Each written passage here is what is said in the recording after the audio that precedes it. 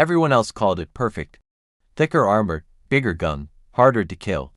But General George S. Patton looked at America's so-called ideal tank and hated it.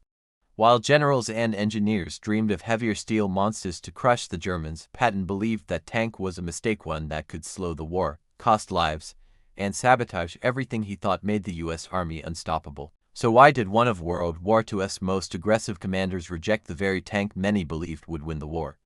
And why did Patton insist that speed, not armor, decided who lived and who died on the battlefield? To understand Patton's fury, we have to follow him into the chaos of 1944, where his armies raced across France, fuel ran dry, bridges collapsed, and every extra ton of steel could mean disaster.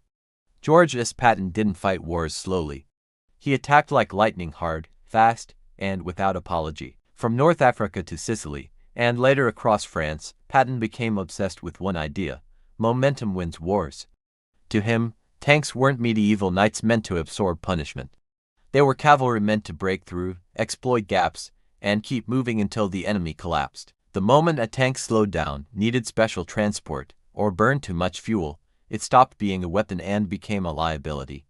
By 1944, Patton's Third Army was advancing at a pace few thought possible.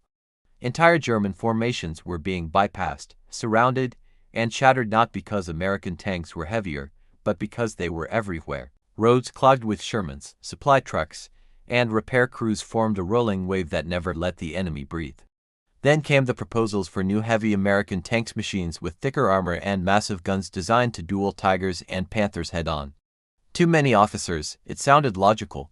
To Patton, it sounded like sabotage. He believed every added ton of armor meant fewer bridges crossed, more breakdowns, slower columns, and stalled offensives. And Patton despised nothing more than a stalled attack. But the tank Patton hated most wasn't just a machine, it represented a philosophy he believed could lose the war. The tank Patton despised was the American heavy tank concept, especially late-war designs meant to rival Germany's Tigers. On paper, these tanks looked unbeatable: thicker armor, larger cannons, and improved survivability in head-to-head combat. Many officers saw them as the answer to German fearsome armor. Patton saw something else entirely. He saw slowness. Heavy tanks burned fuel at an alarming rate, and fuel, not enemy fire, was already Patton's greatest enemy in 1944. His armies outran their supply lines daily. Trucks struggled to keep up. Bridges collapsed under weight limits. Roads turned into mud traps. A heavier tank didn't just slow itself, it slowed everything behind it. Worse, Patton believed heavy tanks encouraged the wrong kind of thinking. Instead of maneuver, officers would wait. Instead of flanking, they would trade blows. Instead of movement, they would dig in and duel, exactly the kind of static warfare Patton believed Germany excelled at. He often reminded his commanders that American tank crews were not meant to fight German tanks directly. They were meant to outmove them, isolate them, starve them of fuel, and destroy them with combined arms, air power, artillery, and infantry. To Patton, chasing a perfect tank was a trap. Wars weren't won by a single superior machine, they were won by numbers, logistics, and relentless pressure. And every heavy tank threatened that balance. As engineers pushed heavier designs forward, Patton pushed back harder, sometimes angrily, sometimes publicly, warning that America was drifting away from the very formula that was crushing Germany. But the real test of his belief came when reality collided with reputation on the battlefield. When Patton's Third Army exploded out of Normandy in August 1944, theory became reality. His armored columns didn't crawl forward, they flooded France. Sherman tanks, often mocked for their thinner armor, surged down roads day and night, engines roaring, crews exhausted but unstoppable. German commanders were stunned. They expected pauses. They expected resupply delays. Instead, Patton kept moving, sometimes advancing faster than headquarters could even track on maps. Heavy tanks would have shattered this momentum. Patton's Shermans crossed fragile bridges German engineers believed unusable. They maneuvered through narrow villages where heavier armor would have jammed traffic for hours. When one tank broke down, another replaced it immediately. When losses occurred, replacements arrived in waves. Quantity became its own form of protection. Patton understood something many critics ignored. A tank that exists in large numbers is more dangerous than a perfect tank that arrives too late. German Tiger and Panther crews often found themselves outflanked, bypassed, or cut off entirely. They had superior guns but nowhere to retreat, no fuel to maneuver, and no time to react. Patton's doctrine turned Germany's strongest weapons into isolated fortresses, defeated not by brute force but by speed and pressure. Yet back in Washington and among Allied planners, the debate raged on. Reports of Sherman losses fueled calls for heavier armor. Engineers argued technology could solve everything. Politicians wanted reassurance. Patton remained defiant.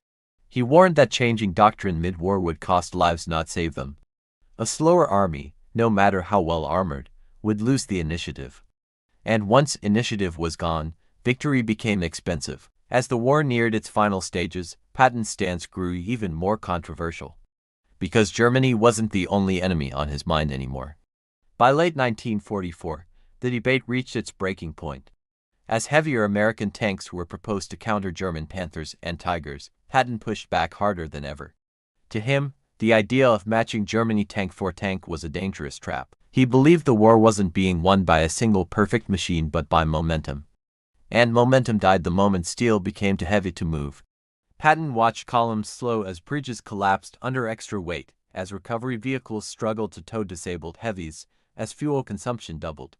Every delay, he argued, gave the enemy time to regroup. A tank that survived one hit but arrived late to the battlefield was useless in his eyes. He wanted vehicles that could race forward, exploit breakthroughs, and turn retreats into routes. What infuriated him most was the myth forming back home that a heavier tank would have saved lives. Patton disagreed. He believed speed saved lives.